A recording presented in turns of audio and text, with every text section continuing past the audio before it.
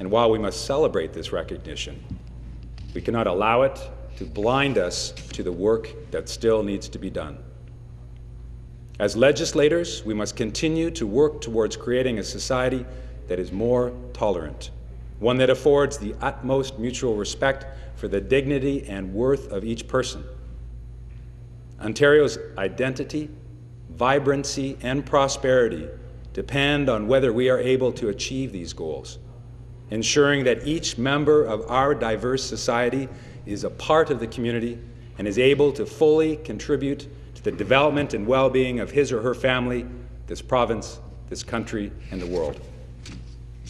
The Universal Declaration of Human Rights and our own Ontario Human Rights Code spell out our obligations to put an end to all violence, to violence against women, to improve the quality of our health care, to end hate and fight anti-Semitism, to eradicate poverty, to ensure that our streets and our communities are safe, to end discrimination based on gender, gender identity, sexual orientation, political opinion, religion, race, family status, language, culture, disability, national or social origin, or any other status, and to ensure that all current and future generations of Ontarians enjoy equality, opportunity, and all the rights and freedoms to which they are entitled. Mr. Speaker, this is why we are here, to uphold, to defend, and to maintain these rights. This is, at its core, the purpose of politics. And it is a profound and serious responsibility. And perhaps it is therefore time, as we approach the tranquility and solemnity of the holidays, and particularly on the heels of the rather heated environment in the House over the past few weeks, that we take the time to refocus our efforts so that we may continue to provide the leadership and collaboration that our constituents expect of us, indeed demand of us in these difficult times. Mr. Speaker, over my many years spent practicing medicine here in Ontario, and most recently as the MPP for St. Paul's, I have met with many Ontarians who, at some point in their lives, experienced persecution, racism, or other forms of injustice.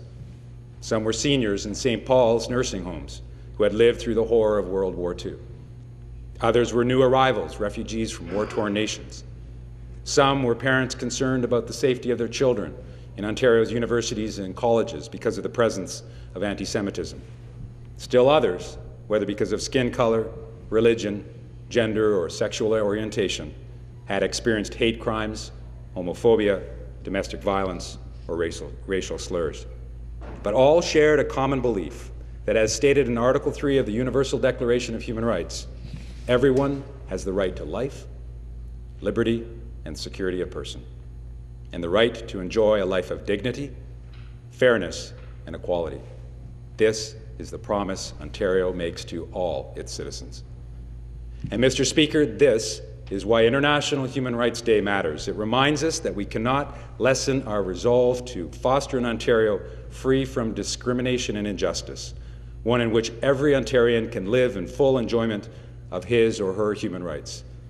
And this is why I'm asking today for this House to proclaim December 10th of each year Ontario Human Rights Day, to remind us that we can never be complacent when it comes to defending the values and ideals that we as Ontarians hold dear. In closing, Mr. Speaker, I may be the newest member of this House, but I do know what it means to live and work in communities in which human rights are summarily denied, and in which violence, suffering, and insecurity are widespread.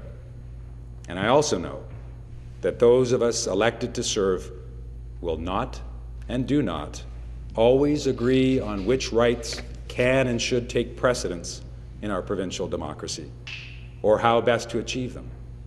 But let us agree on this. Let us agree that we will work hard together to ensure that we bring Ontarians closer to realizing a world that is free from discrimination, intolerance, and abuse. This is what the citizens of this province expect, and this is what we must deliver. To the individuals the families and the communities that rely on us for leadership, the unified message must be, we will not let you down. Rather, we will stand up for you, for your rights, for your freedoms, and for a generous, caring, and proud Ontario for everyone, not only today, but for all future generations. Thank you.